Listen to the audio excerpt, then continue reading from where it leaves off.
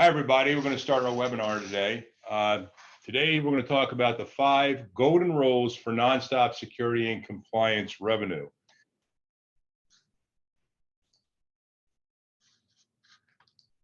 So again, my name is Steve Rutkovitz. I'm the CEO at Choice CyberSecurity. I've been in the IT space and I was a managed service provider for about 21 years. So I know what it's like to be a managed service provider. I started with one person, built it to about 40 people over a 21-year period. And I had a lot of clients in the medical, financial, and other industries, and I was getting a lot of calls for security and compliance types of either ransomware or forms to fill out or compliances. And I realized people were just winging it, and they really didn't have a structure around security and compliance. So we built a really strong process around it. In managed services, we had to have really tight service delivery, and we had really good processes in place. It had to be super repeatable to make money. And with security and compliance, I saw it evolving, but it was really just kind of unstructured. So we built a structure around it, and we learned a lot from managed services, and we parlayed it into security and compliance.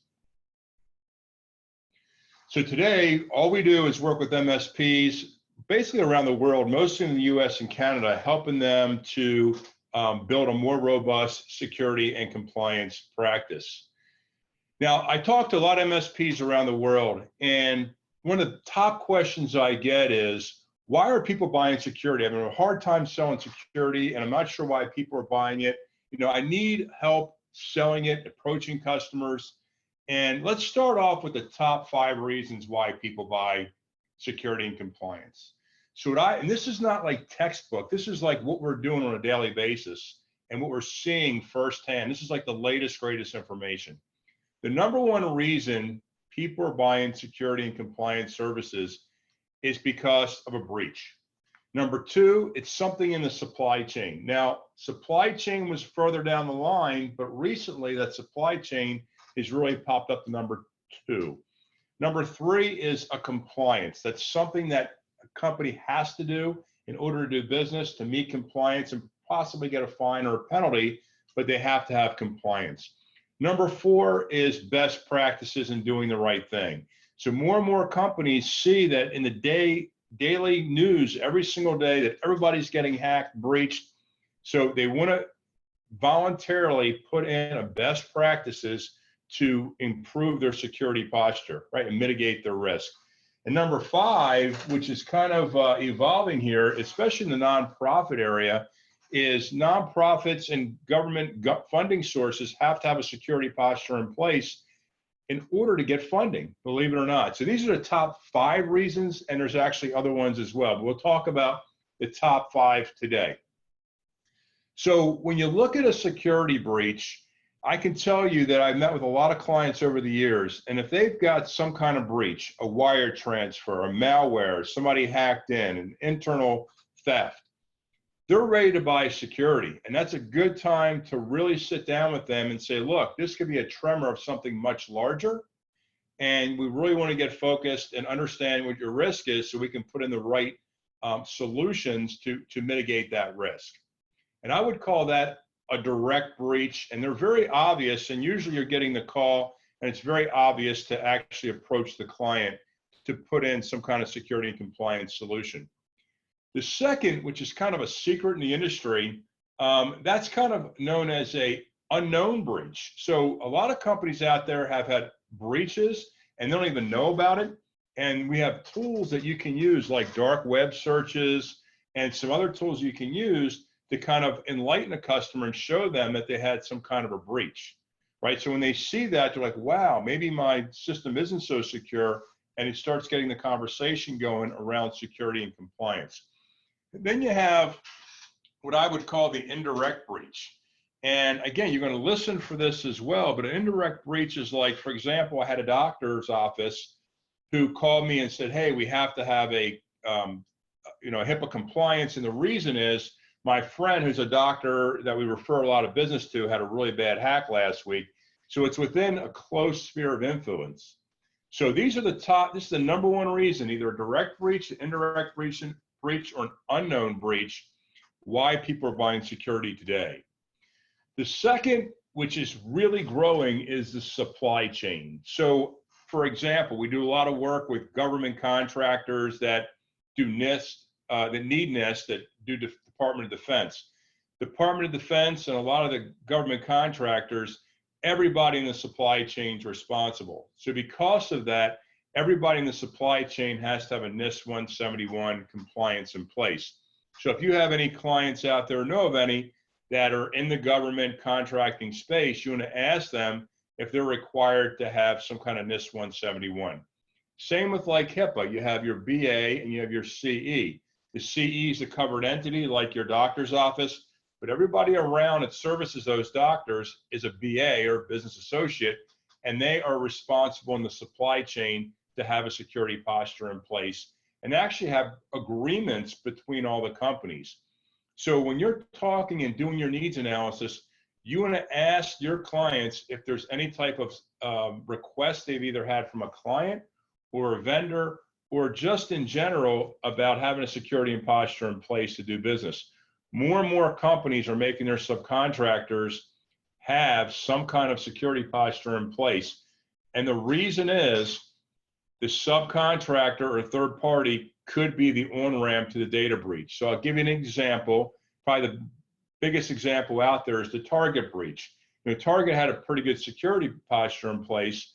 Their HVAC vendor had some controls, remote monitoring of like air conditioning units and heating plugged into the network, into the IP. That got breached, which was then an on-ramp to Target systems. So we're seeing more and more around the supply chain, and you want to listen closely to your clients when you're doing your needs analysis and your quarterly reviews around any mentions of some type of supply chain requests for security and compliance. Number 3 is compliance. Now, compliance is a gimme. If somebody asks you for compliance, if you're out there talking to a customer and they need compliance, there is a huge opportunity for you to sell a lot of services to help them get compliance and maintain compliance. And believe it or not, there's 800 compliances in the world. I mean, believe it or not, there's that many compliances, 800 in the world. But we don't see 800 on a daily basis. So before we get into the actual security and compliance details, I think it's important just to rehash the difference between security and compliance. And a lot of MSPs I talk to and just customers that I've worked with over the years would say, well, what's the difference between security and compliance? And I really thought long and hard about it. And probably the best analogy in the world is a motorcycle. People say, well, how's a motorcycle like security compliance? In the state of Maryland, if you want to ride a motorcycle, you have to have a helmet. We're actually a helmet law. But to be compliant, all you need is a helmet. But if you want to ride a motorcycle in the state of Maryland, as long as you have your helmet on, you don't have to have a jacket, pair of pants, shoes. I mean, you could actually go barefooted with a pair of gym shorts. As long as you have your helmet on, you're compliant. The police officer won't stop you. But I can tell you, if you're riding down 95 and you're going 70 miles an hour and you blow a tire and you wipe out, you're going to wish that you had, kind of a Kevlar jacket that's padded. You're going to wish you have some really, padded pants, with really strong material. You're going to wish you had a pair of boots with like a steel tip, some gloves to protect your hands. So that's really the difference between security and compliance. Compliance are the bare bones things you must have in order to do business. And security, while it may cost a little more money, it's going to protect you if something does happen. So you really, when we talk about security and compliance and helping your customers build out this security posture, you really want to talk security and compliance together. And again, if any of your clients have a compliance or not sure they have a compliance, you want to be talking the talk about security and compliance. Now, when you get into compliances, it's not just compliance now, it's also best practices and guidelines. So let's talk a little bit about, how you would approach a customer and actually kind of unravel exactly what they would need. So the first thing is 50 out of 50 states now have PII laws, and Canada has PII laws as well in most of the provinces. So right now, you can talk the talk no matter what customer your client's in or what states they do business. and you can uncover a lot of reasons why they need to move forward with security and compliance services just to meet the state law. Most of the states have laws that are similar but a little bit different, and most of it's managed and has teeth by the Attorney General in each state. So that's the state laws. Now you have federal laws. Federal laws are things like HIPAA, and HIPAA is a federal law for, managed by the Office of Civil Rights. So we have federal compliances. You have a few international compliances. Now, international compliances, it's hard for two states to do the same thing. So it's even more difficult for two countries to do the same thing. So the only real international compliances that are really have teeth right now is PCI, because it's the credit card companies around the world that have gotten together to produce the PCI around credit cards. Now, the biggest opportunity for you as an MSP by far is something called best practices and guidelines. So best practices is about voluntarily doing the right thing. And I can tell you there's so much bad press right now about breaches, attacks, and privacy that companies want to know what to do in order to protect their employees, their customers, their business. And the way to do that is to have conversations with them about rolling out a best practices framework. Now, the second thing you see is guidelines. Not every compliance that you may think is a compliance is actually a federal or state compliance. Some of them are guidelines. So for example, the SEC, Securities and Exchange Commission, all financial companies report to the SEC. And the SEC can do an audit at any time. But guess what? They don't have a formal compliance for their money managers and brokers a lot of times. They have something called a best practices guideline. And that guideline tells you how to put a security posture in place. And they're getting audited against it, but it's not actually a compliance. So I want to teach you kind of what to look for, and will help you understand in depth how to have these conversations and start the conversations so you have confidence when you meet your clients exactly what to say and how to say it. So I'm going to go a little deeper into some of the compliances and frameworks. If you start falling asleep, just wake up and just try to hear it because it's very, very important. But the first one up here and the second one to the right, the ISO 27001 and the NIST. ISO is an international framework, pretty much coming out of Europe, and it's a best practice. The NIST is becoming the gold standard in the United States, and it's by the National Institutes of Standards and Technology, owned by the Commerce Department. It's a quasi government agency standard for the United States.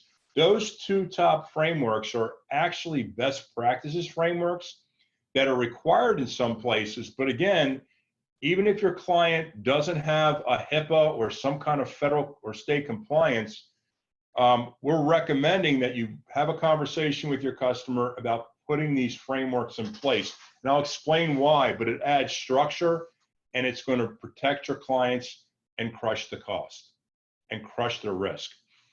HIPAA, most people have heard of, that's the medical, and that's a federal compliance, right?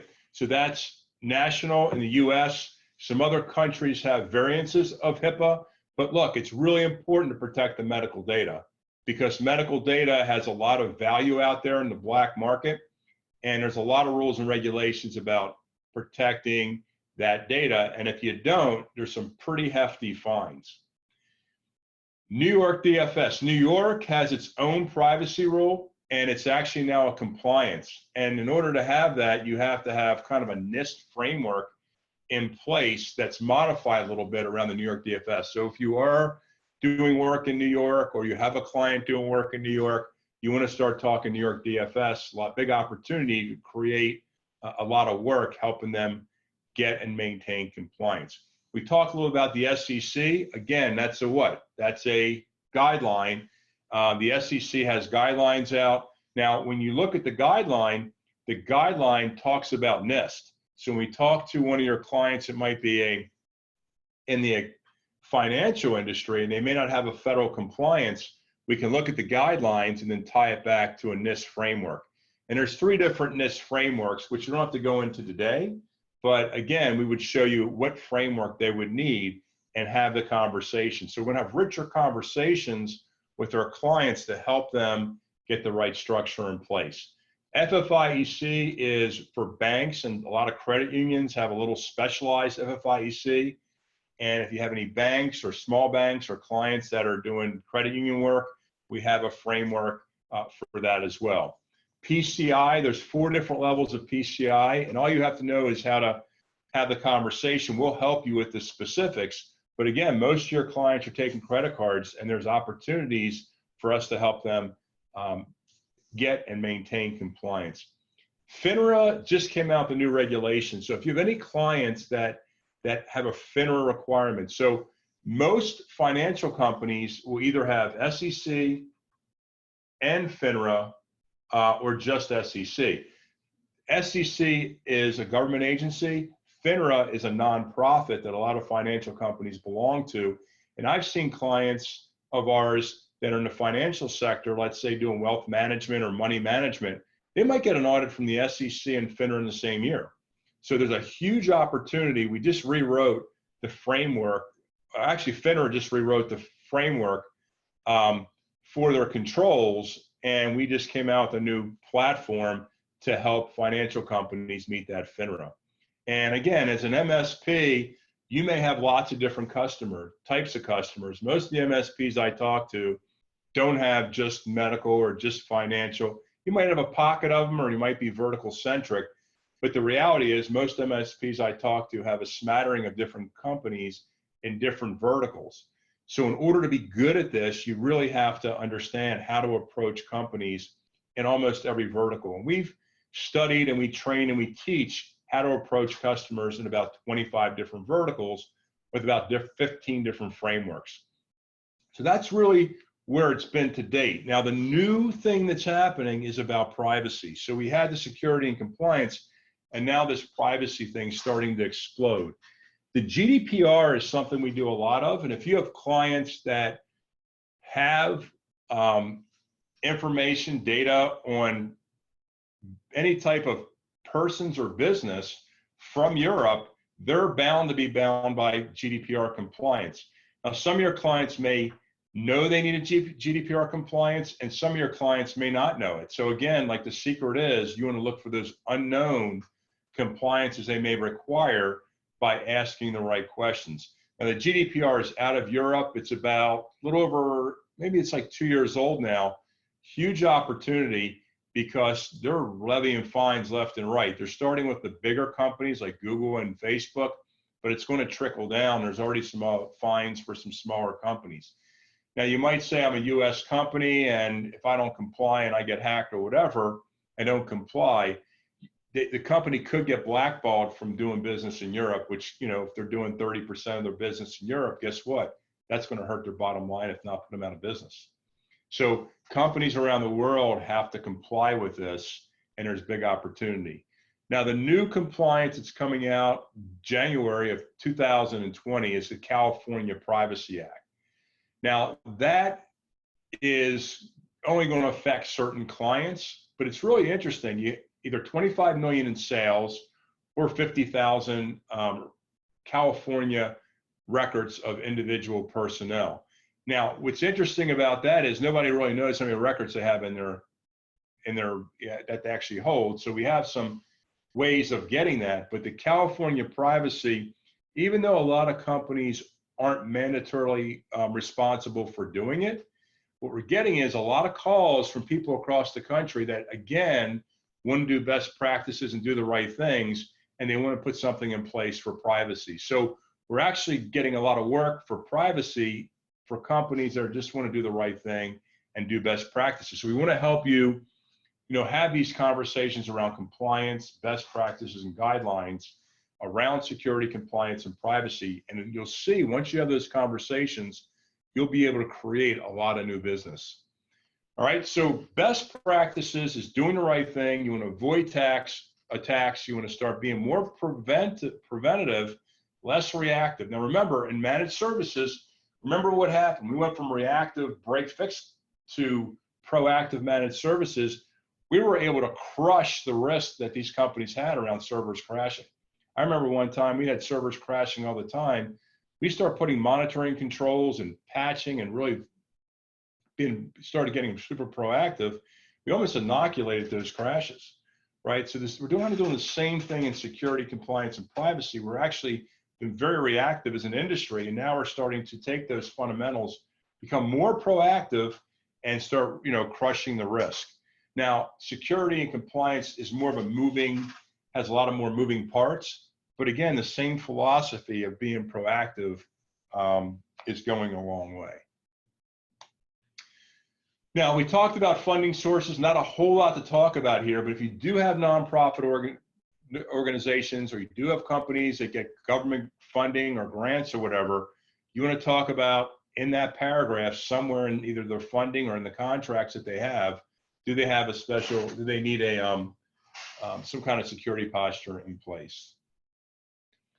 Okay, so the hot verticals right now, actually, I could help you get a rich conversation and sell security and compliance and privacy services probably to any one of the verticals you're in or any one of the clients you're talking to.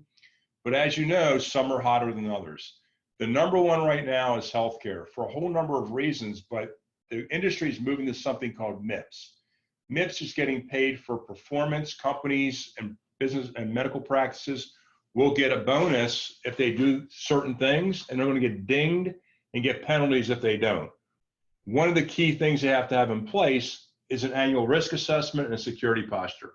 So we can teach you how to approach this, but if you have working with healthcare organizations, you're saying, well, you need HIPAA, and they push back, we can help you with a more rich conversation of why they need to move forward with their HIPAA and the annual risk assessment in order to get their bonuses. Financial services is red hot. I mean, every day you look in the news, the stock market's booming. Money management, wealth management, venture capital, private equity, all these financial services are growing and doing a lot of business, and they're all at huge risk of getting hacks because they're a perfect target. So I would lump accounting firms in here, but anybody doing financial services, banks, credit unions, we have a great solution that we can help you roll out to these different types of companies across the board.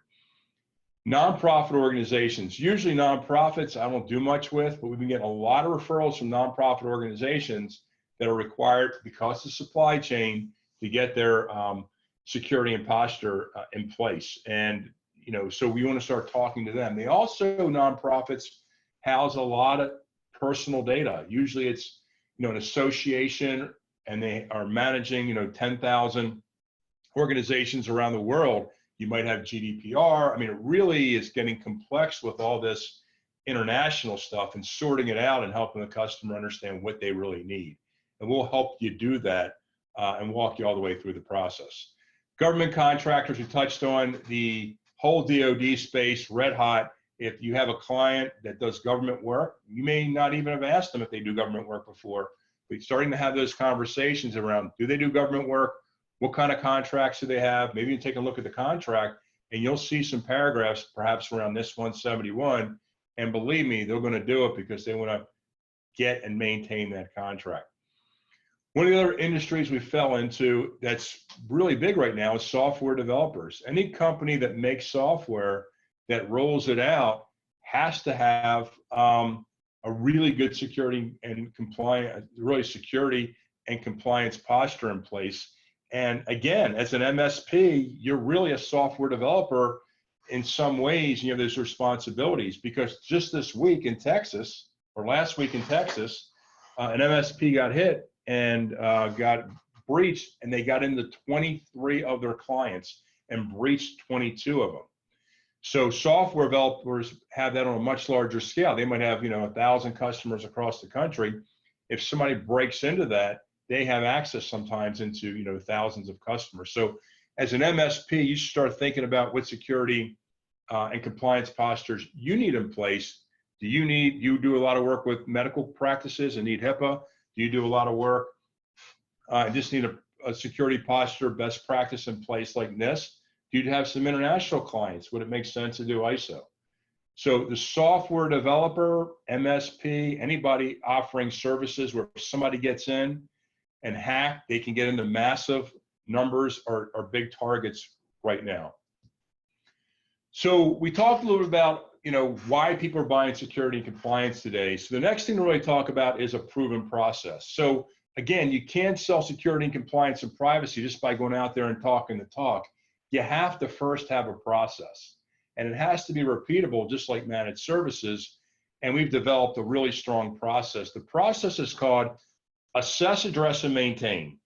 We've learned from working with hundreds of MSPs and hundreds of clients over the last 5 or 6 years is it all has to start with a risk assessment, because the risk assessment gives you a baseline and a starting point of actually how to address the vulnerabilities and gaps to bring your clients up to an acceptable level of risk, and then how to maintain an acceptable level of risk so your clients don't fall backward, right? So it's called assess, address, and maintain, and it works wonderfully well.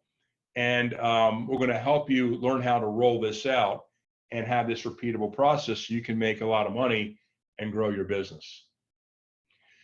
So, it starts with a risk assessment. And, I talked to a lot of MSPs around the world, and most MSPs, including myself, struck out big time selling security in the beginning. I would go in and sell security services, and I would get like a stiff arm. I just couldn't sell it. I was kind of baffled.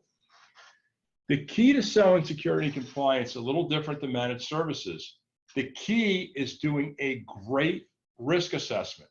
The risk assessment uncovers the gaps. Unless you know what the gaps are, and you know how the vulnerabilities are, and you know what the risk is to that business, it's pretty much impossible to really protect them. You can throw some layers of security out there, but what if you miss something? What if you're double covering them and charge them a lot of money and they find out? The only way to do it right and to really have a strategic plan that you can put in place to protect your clients is you've got to uncover the gaps. And there's really no shortcut. You got to do it.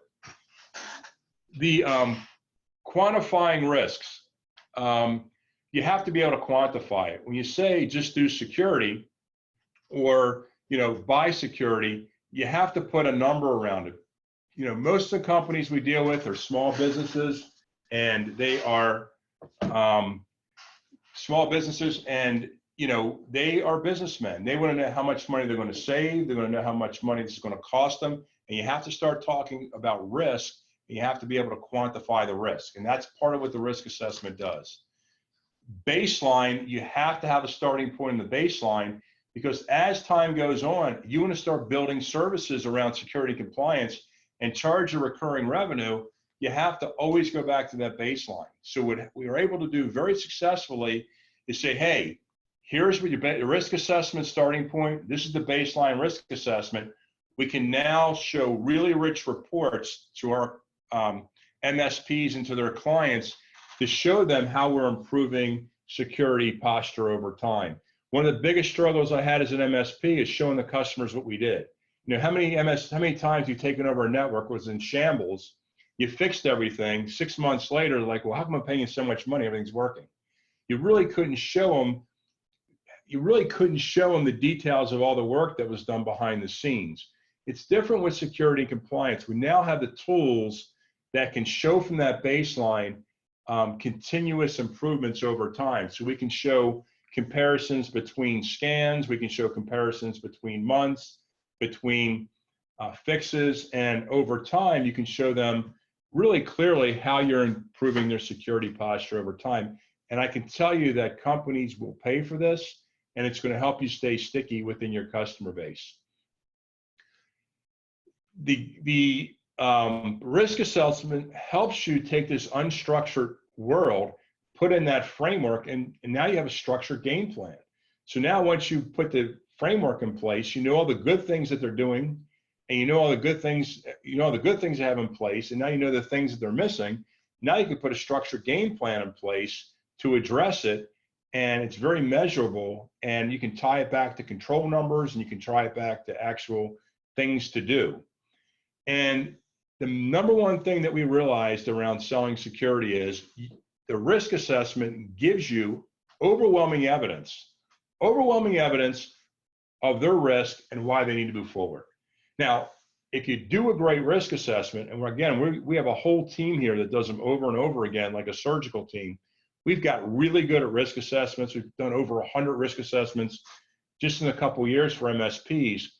But if it's done right, if you present it right, we have a 90% conversion rate, right? So we have a 90% conversion rate from a risk assessment, moving people into address projects, and also onto additional recurring revenue on top of managed services. So a 90% is pretty high. In the beginning, I would say we were like at 30, then we got to 40, but we've gotten so good at it. I want to say it's more like 100, but I don't want to get too zealous here. So I'm going to use the 90%. So the risk assessment has three components. The three components are the framework, right? We talked about all different frameworks. When you talk to your customer, either they're going to know what compliance they need, or now as an MSP, you're going to recommend and volunteer to them what best practice frameworks they need. Now, remember, in some cases, they may need 1, 2, 3. We actually have a client with 5 different frameworks. That client needs a lot of remediation work, but again, they're a pharmaceutical environment, and they have a lot, and do worldwide work, and they need 5 different frameworks. It's continuous work around the year, just helping them with all these controls. So the first thing is you want to help them implement either a framework that they know or volunteer a framework so we can start building a structure. The second are the scans. Now, there isn't one scanning tool out there. I wish there was, but we use about 5 different scanning tools because you got to get visibility into the network. The risk assessment gives us 360 visibility into a customer's risk. And the biggest problem is that risk is all over the board now. That risk isn't just local, it's in the cloud, it's on mobile devices. So you have to have a really good set of tools with some super tools to be able to uncover the risk. And we'll help you roll that out and show you the tools. And we're also very good at taking these discovery tools from the risk assessment and converting them into recurring revenue. Most scanning tools were designed as one-off scans.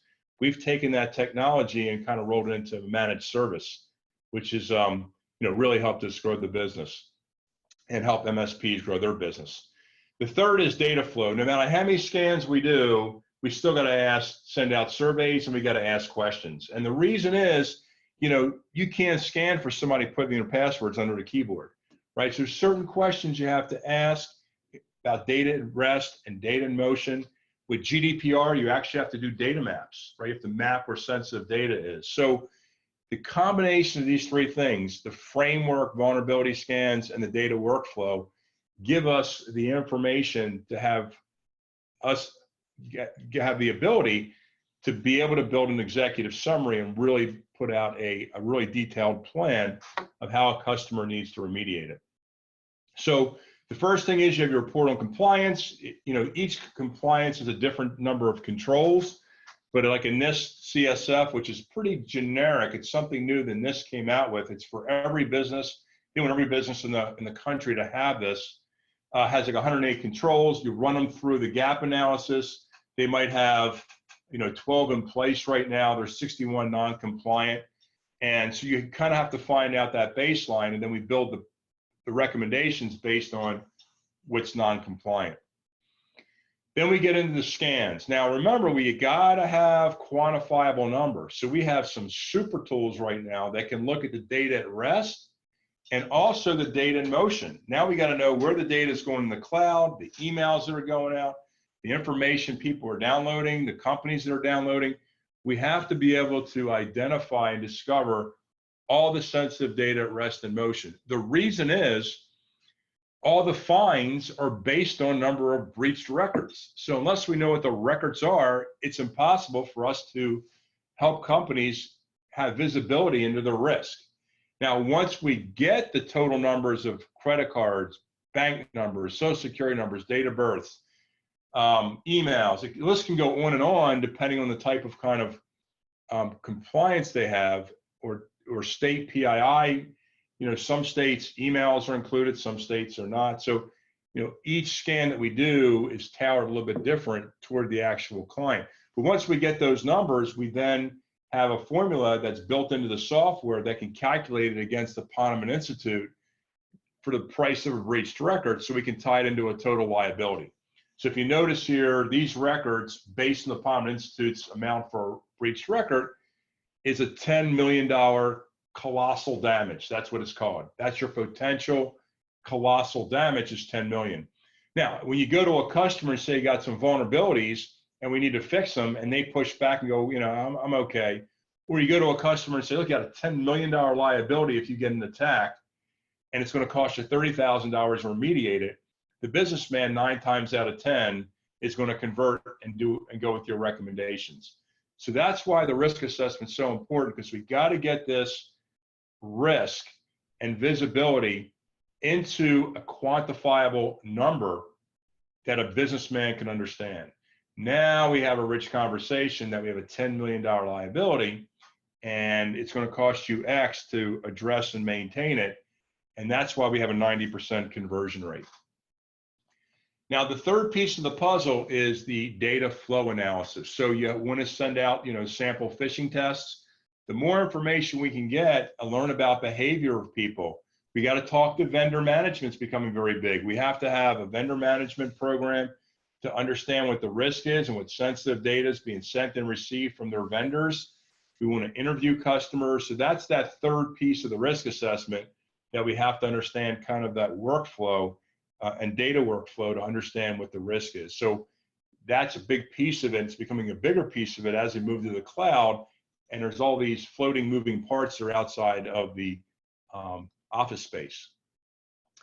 So before I go any further, I think it's important to kind of touch on this.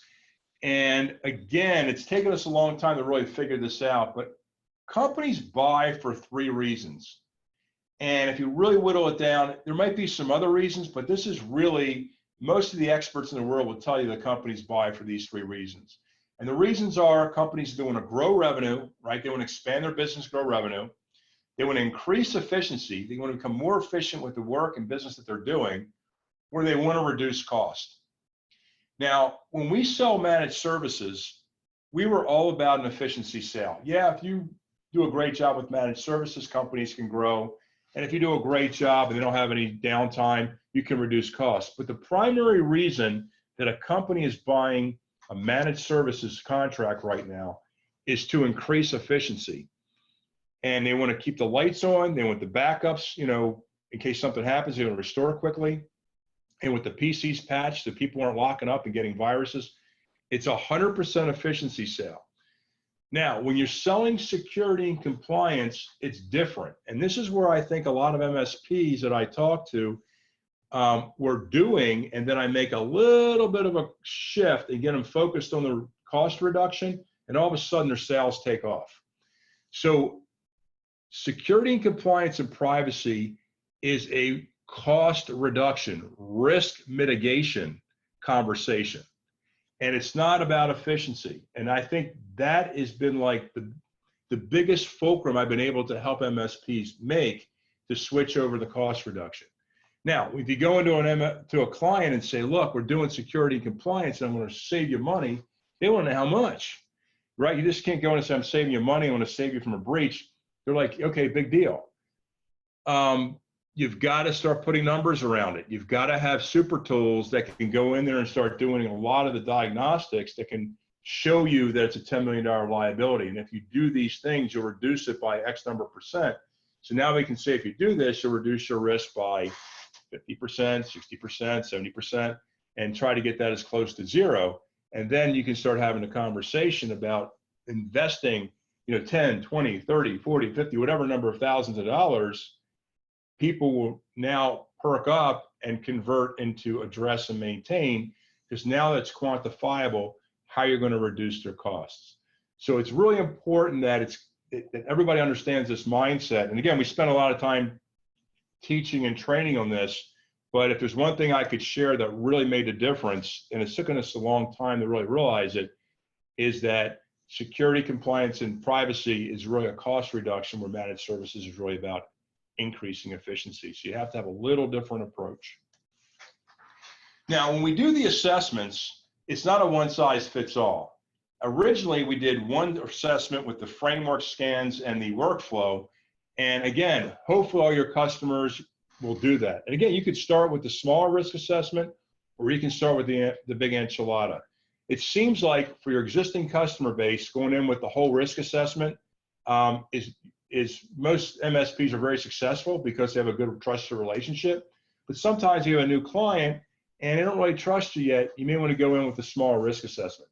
So the 3 risk assessments we have are a total risk assessment, which we talked about, the framework scans and the workflow.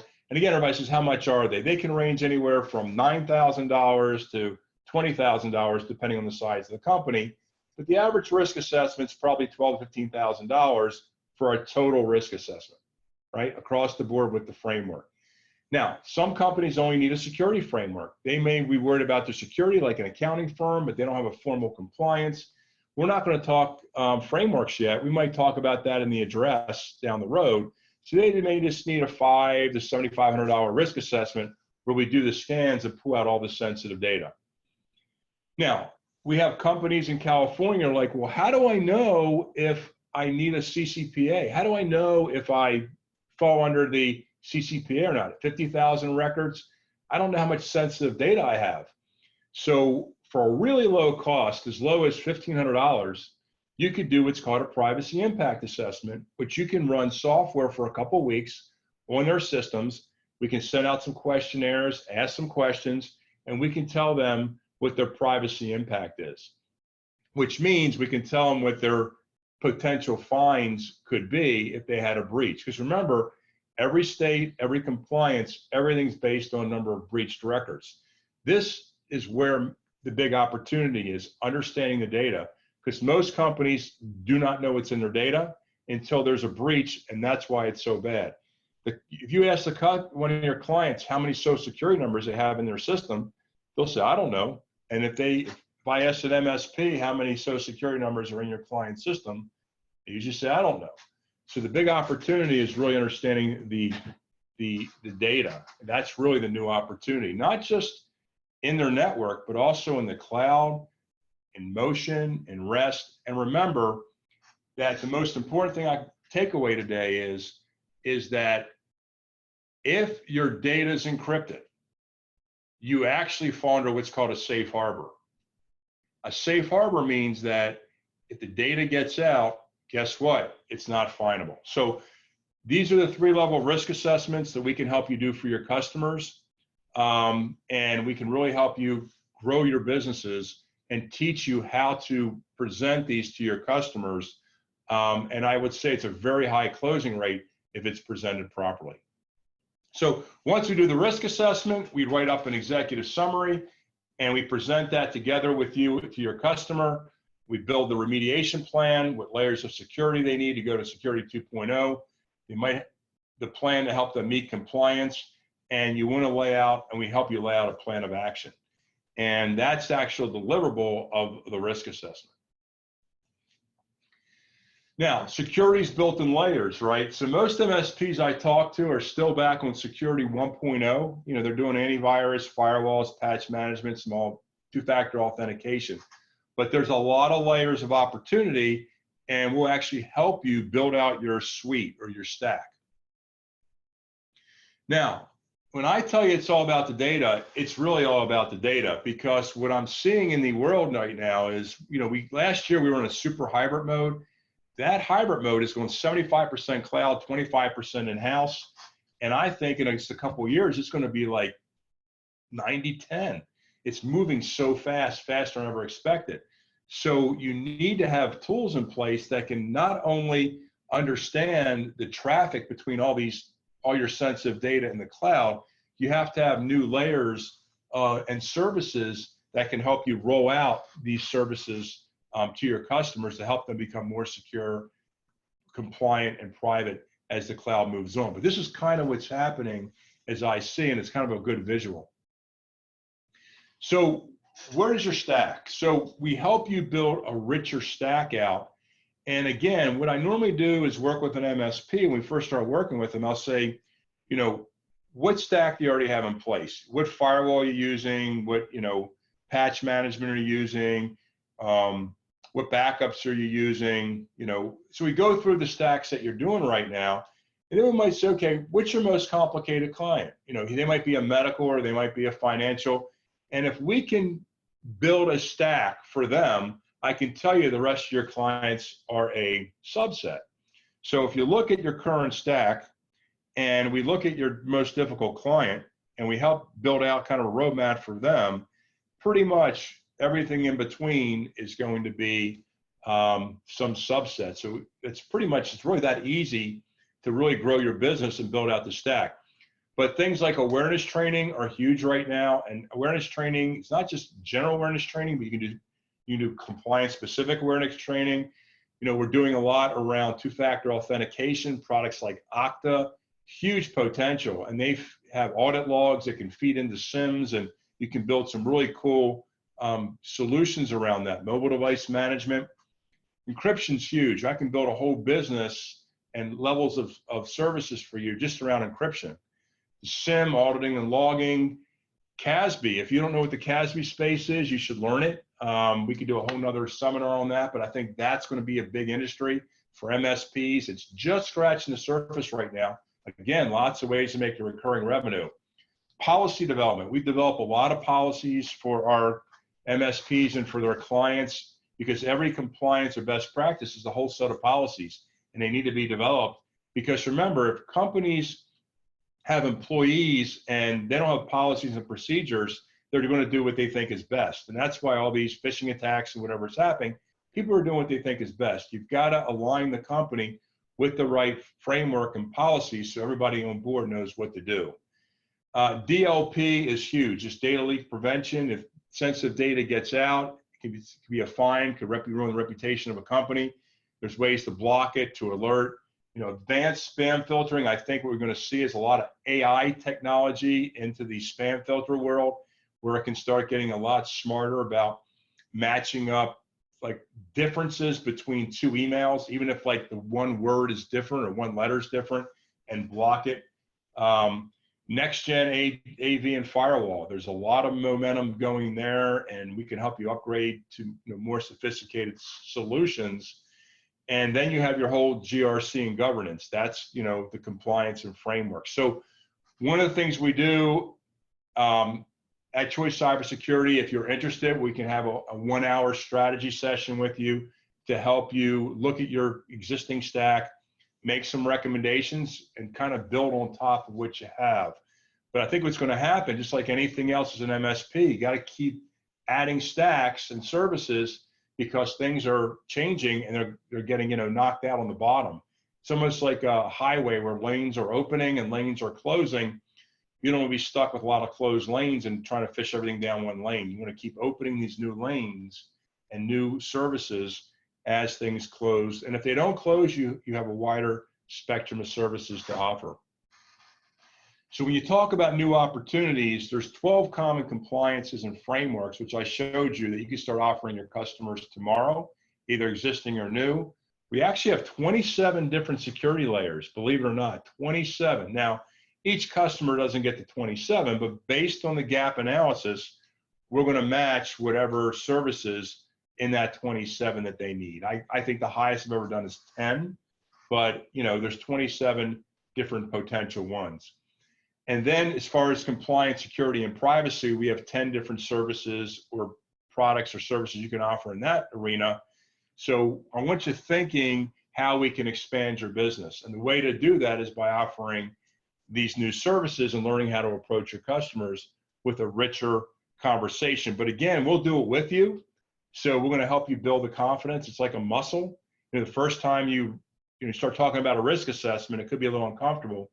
But by the third time, you'll be an old pro. We'll help you. We'll do the PowerPoints with you. In Maryland, where I'm at, I actually go out with some of the MSPs together on some of the calls and represent the MSP and help them, bring in new clients. So we talked about, security and compliance and understanding the gaps in the risk assessment, and then you have your suite of products and services. Now, there's one thing here that's another giant takeaway that you must understand is you cannot solve security compliance with a pinpoint solution. You get all these pinpoint companies trying to drive pinpoint solutions. through an MSP to their customers, you can't.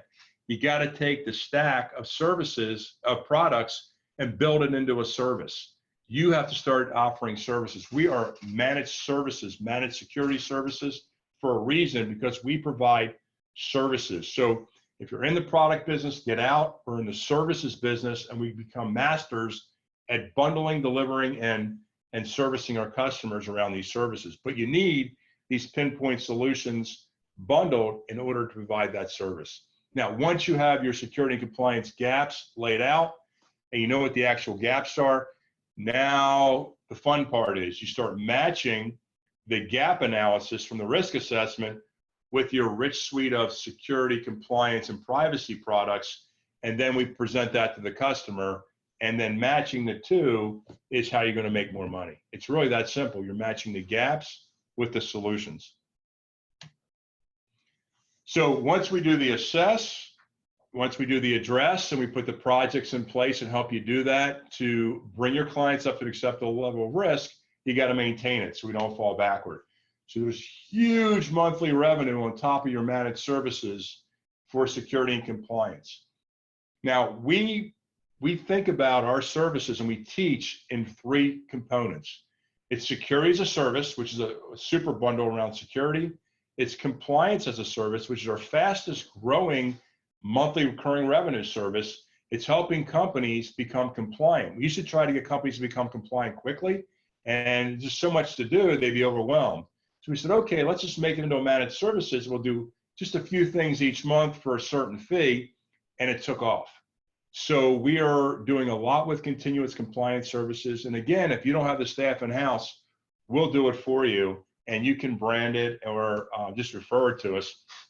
But there's compliance as service, and as soon as it's all done, remember, you need another risk assessment, so it all starts over again. So we're finding that we kind of stumbled into it to some degree because we do these risk assessments. There's all these policies and controls and training and vendor management to do. And they would say, I don't have anybody in-house that can do it. So we say, okay, we'll do it. And we built the whole recurring managed services around it. So the security as a service is the bundle of scans and things we did in the risk assessment, the SIMs, I'll show you how to do it, but we build out the security as a service. The customer doesn't want to see the components. They want to know that you as an MSP are taking care of it, and they're not going to get attacked. And if they do, you're going to be giant in the spot to fix it. And that's how we build a security as a service.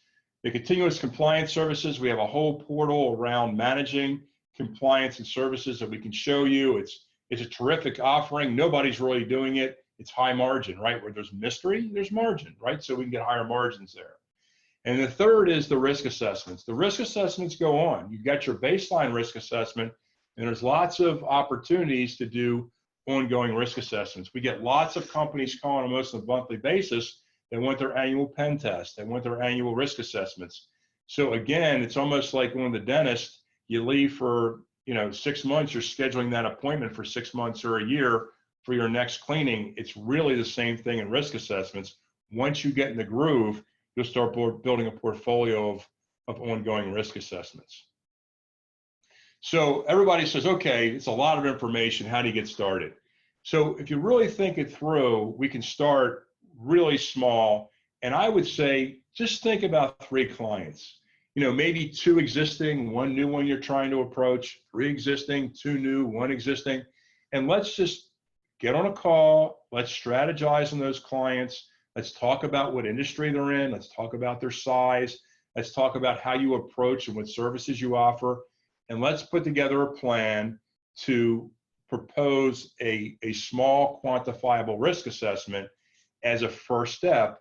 And then if we do a good job on that risk assessment, like I said, everything else falls in place like a dominoes. But if you don't do the risk assessment, you're really guessing. So I would say, let's start with 3 clients, new or existing. If we do 1 client and they don't sell, sometimes, it's hard to get 2 more started. But I do know if you do 3, usually 2 out of 3 will go, and we can get that momentum going, right? If you start trying to do 6, it gets overwhelming. So 3 seems to be that magic number, and we can set up a strategy session to get you rolling, and we can really strategize on 3 clients. Financial, legal, healthcare, insurance. Insurance is also booming right now. If I had to do the slide deck today, I think I'd move the insurance industry up more, because they just are getting clobbered with breaches and attacks, and they have so much information coming in that's uncontrolled, is what we're finding. Accounting, government contractors, nonprofit, and software developers. But again, we can help you with construction. There's about 25 different verticals we can help you approach. Now, how do you get started as a partner? So again, we're only working with MSPs, and we have a referral partner program, and we have a reseller partner program. And you can, either one is fine. The referral partner is, if we do the risk assessment, then we pay you 10%. We do the risk assessment. We're still teeing up the address, and we're still helping you with the recurring revenue. But we actually do the risk assessment as Choice CyberSecurity. The benefit there sometimes is we're like an independent arm, and we're seen as independent. And then we help you with the projects and the recurring. What you don't want to happen is, you don't want a company from the outside coming in and do this risk assessment. You didn't know about it, because you probably will be on the outside looking in and be thrown under the bus. I can tell you, we work very closely with MSPs and their clients. And if we see something that isn't right, I'm going to come back to you and say, hey, can you fix that? We'll rescan, because we're always protecting you as an MSP and your client. So that's one side. That's the referral. The reseller is, look, I was an MSP. I like to fly my flag and have everything under my brand. So we actually have a wholesale pricing for you as an MSP. We have all the brochures, materials you can still use and co-brand, but we're going to wholesale you the risk assessments and some of these other components that we do. Now, some of the stack we actually make a market in, and we can like wholesale to you. Others, we just say, go get it from Ingram or Tech Data or Direct or whatever, to help you when you build your stack. Not a lot of these things you might buy direct. So we help you build that out. But again, anything we do with you would be on a wholesale basis. And again, it's up to you. I've had MSPs that want to do wholesale most of the time. They'll run into a client like a financial or something, it must have an independent risk assessment. So we'll do that one on a one-off referral basis. So we're very flexible. And again, because I was an MSP, I know what it's like to walk in your shoes. So, we're going to make sure that you look good and your customers look good. It's really a double trust relationship, and we're going to help you with your strategic growth. And again, if we're doing the work, we can have you up and running and moving on these risk assessments, just a couple of weeks. We can start working right away. And again, over time, you and your staff may want to do more in-house. Fine, we'll do less. We're pretty busy. So again, down the road, the dynamics can change as well. If you want to do more of the compliance work or policies or whatever, that's fine as well. But again, in the beginning, we can do most of the lion's share of the work as you're learning how to really enter deep into this space. So I promised you I'd give you the 5 golden rules, and I gave you the 5 golden rules today. I showed you the 5 reasons why people are buying security, compliance, and privacy today. I showed you a repeatable process you can do over and over again, right? Assess, address, maintain, assess, address, maintain. And then I showed you the risk assessment and why it's so important, and that everything starts with the risk assessment. I showed you how to build out your stack of products and services. And again, it could be, I kind of gave you a high level there, but we can spend some more time getting into the details. We have a whole spreadsheet for as an exercise to help you think it out. And after we do it, the MSPs that I talk to usually say, wow, this is a great exercise. It's just things you don't think about unless you kind of go through the exercise of all the potential services you could be offering that you don't even realize that you're not doing right now. And again, so number 5 is really filling in the gaps. But again, you have to know what the gaps are to be able to fill them in. So these are the 5 reasons people are buying security and compliance. So I want to thank everybody for attending the webinar today. I hope you find it very, very valuable, very useful, and want to get deeper into security and compliance and privacy to help grow your business. And any questions that you have, we're going to take some questions right now. Feel free, I'll be happy to answer any questions. And again, thank you very much for attending today. So let's look at the questions. Any questions? I'm just trying to look here. Any questions?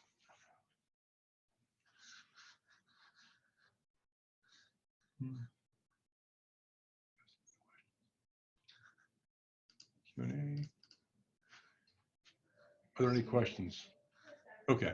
So there's no questions. If nobody has any questions, I mean, feel free to talk to me offline. I'll give you my contact information. Oh, we do have one question. Oh, we do have one question that's popped in. Mm-hmm. A lot of insurance companies are big corporations. How do we go after them? Oh, okay. So I can spend some time with you offline of how I would approach net new business. That's kind of a whole nother conversation around strategizing. But I could take a minute or two and tell you how I would do insurance, because that's specifically your question. So what you have is you have insurance carriers, and a lot of them are large, but a lot of them are small. We have 4 or 5 right now we're working with that are 100 employees or less. And a lot of them are specialty type of insurance companies, or they could be like putting out an insurance product that isn't very large. So that's a place I would focus. And then you have an enormous number of brokers. And those brokers kind of come in 2 flavors. One's like kind of the property and casualty guys, and the other is kind of life and health. The life and health insurance guys, they have a huge HIPAA requirement. So you could have a conversation with them, and there's probably hundreds of them just in your backyard of kind of the life and health carrier benefits. That's where I would go. And they're usually anywhere from 10 to 100 employees. The property and casualty is a little bit different. They're the guys selling cyber insurance. So you could go talk to them and try to form a partnership to get referrals from them. Clients are doing perhaps cyber insurance for, where you can help fill out the forms, maybe do some risk assessments there. And you can refer them, they can refer you. The property and casualty guys also are good candidates for NIST, because they're insuring a lot of different businesses, and it's important for their clients to know that they have a security posture in place and they're protecting their information. Because when you're dealing with an insurance company, think about all the sensitive data you've got to send, whether it's your business information or whether it's your personal information or whether it's your medical information. So that's why I think the insurance companies are really good to cover. We can go offline and I can spend some more time with you. Now, the biggest thing I see with the insurance companies are they just process data, and it's coming in like unbelievable amounts from different directions and different cloud products. And the risk that they have is unbelievable. We just did one for a company, small insurance company. They had a $300 and some million risk. I mean, you walk in and talk about a $300 million risk, I can tell you, you'll convert them to whatever you recommend. They want to get rid of that risk, right? So that's an example. So that's it. Any other questions? Okay. So I know we spent a little bit over an hour. And again, I want to thank everybody. Here's my information, info@choicecybersecurity.com. I'll give you my email account as well. It's steve@choicecybersecurity.com. You can look at our website, fill it out, call us. And again, we'd love to have you as a partner. We really like to help you grow your business and get to the next level. So thanks again, and have a wonderful day.